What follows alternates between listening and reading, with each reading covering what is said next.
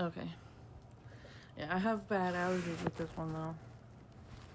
But you can barely even tell. Like I'm bigger, but like I don't know. At night it's when you can tell because I'm ate and drank stuff all day, and it's like the only thing is with my son when he was born, it was like it was early, and then his heart rate went down. That's why I had emergency C-section with my second one, my daughter, oldest daughter. Everything was fine until like, but I did have this pain underneath my right boob sometimes, and I have that now. Not right now. I'll probably have it later during the day because I get more bloated. So I don't know, but then later I had to deliver her. Like they were gonna let me do a VBAC, and then I had to. Then they like later on and were like, no, we're gonna switch. You're gonna do a scheduled C-section. I was like, they must have, I don't know, saw something. I don't know really, because then the day of the pre-op appointment, my blood pressure would not go down, and I was like, that's because of the stress of the C-section. They're like, no, but honestly, I think it was a mixture of that. That I think it really was that. Because in Nebraska, so then I had to deliver her that day. But then in Nebraska, when I had my youngest daughter, at first, because I was in Kansas for the first appointment, they're like, you're going to have a C-section. But then I moved to Nebraska and I found a midwife, and she's like, oh, no. And they even gave me a pamphlet that said, which most doctors won't give you that I know of, that a VBAC after a C-section is actually safer than a repeat C-section. It's much safer, like by 0.2% or something like that. I don't know, but I'm just like, I'm glad that the midwife helped me. She also helped me, like the perineal massage. I forgot about that till my boyfriend saw this perineal massage instrument tool on Marketplace. I was like, I didn't know they even had those. I didn't use one of those. Like, but I'm glad you reminded me of that, because then I can do that again. But yeah, so that one was, I went like a week over. And I felt the baby's moving, and I felt the psychic connection, like the telepathic connection between me and my youngest daughter. I still have it. I could still hear her if she's like asking me for something. I didn't realize that until 2019 when she asked me for a specific cup in my head. When I woke up one morning, and then I didn't grab the cup, and she started throwing a fit. I was like, oh wait. That's what's happening. It comes through as my own voice, and it's weird in my head. Telepathy is so crazy, but yeah, I had that connection. I could even see the faces she was making. Like, I don't see things in vivid detail in my mind, but I could see the general idea, like the general outline. That's what I would see, and that's why I knew she didn't like. She loved our midwife, but she didn't like a doctor that took her place one day when she wasn't able to make it for her appointment. I was like, I don't like her either. And then like the last person who, our last appointment was a guy, and she was okay with him, but like I was telling her to hold off on labor because I was scared. Hold off, I'm scared. There was times I think I almost went into labor with her because of the stress from the relationship I was in with her father. But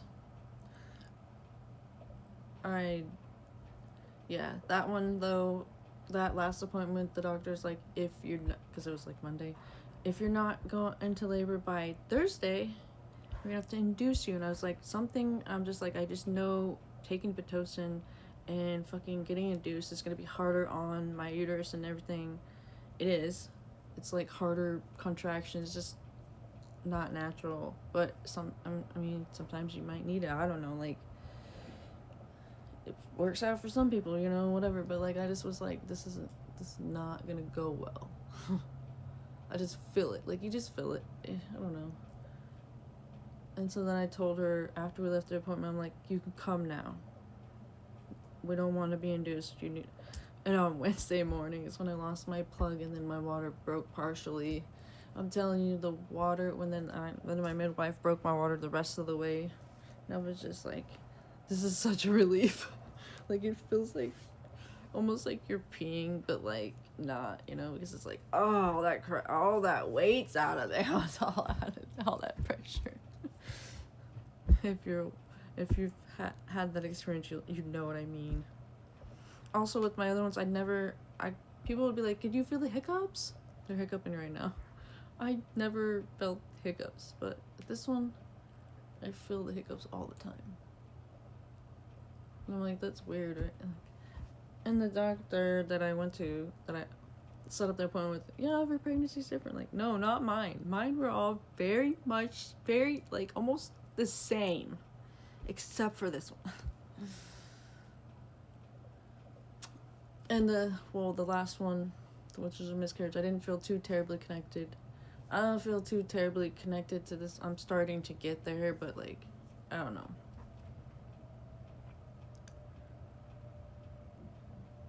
This one, I'm just like, it's already doing. I think that they're already doing their healing work. I feel like they're a healer, and they're already doing their work, and I'm just like, we're working together with. Like, it's working with your body and not wreaking havoc. You know what I'm saying? Like, it's not supposed to fucking do that. It's not supposed to be parasitic. I just feel like, yeah, I don't know. But anyways, yeah. So we find out what the sex is on Thursday. This is coming Thursday. And I'm nervous because I haven't been to a doctor since 2017, and the whole COVID thing made my medical PTSD way worse because of all the fucking pushing this shit and pushing that and all the regulations. So I'm just like, go in there and be no problems. I don't know why. I just be like, I'm worried about my blood pressure. But like, I don't know why. I don't really have reasons to be. I haven't checked it, and even in one of those cuff things at the store. I'm just like, nope. Last night, this one I have some interesting cravings. The other day I ate an egg sandwich with pickles on it. It was really good. And you know those things where you have the corned beef and you put cream cheese on it and you wrap it in a pickle, wrap a pickle in it, wrap it around a pickle. That's so good. I've been wanting. I love those things, and I ate a whole bunch of it last night. I was like, wait, did I eat too much salt? And it's like, no, actually my body kind of feels better because salt is actually a fucking electrolyte and helps you hydrate better. Even if people are like, no, it makes your blood pressure higher. Well, actually, you should probably just drink more fucking water if you're eating that much salt, like you would think. Just like I hate that term that's like, you can lead a horse to water, but you can't make him drink. And it's like, there's a missing part of that phrase. It's if you give them salt, they'll drink. Like, I don't know, like, how it goes exactly, but it's like, yeah. Make another one of these.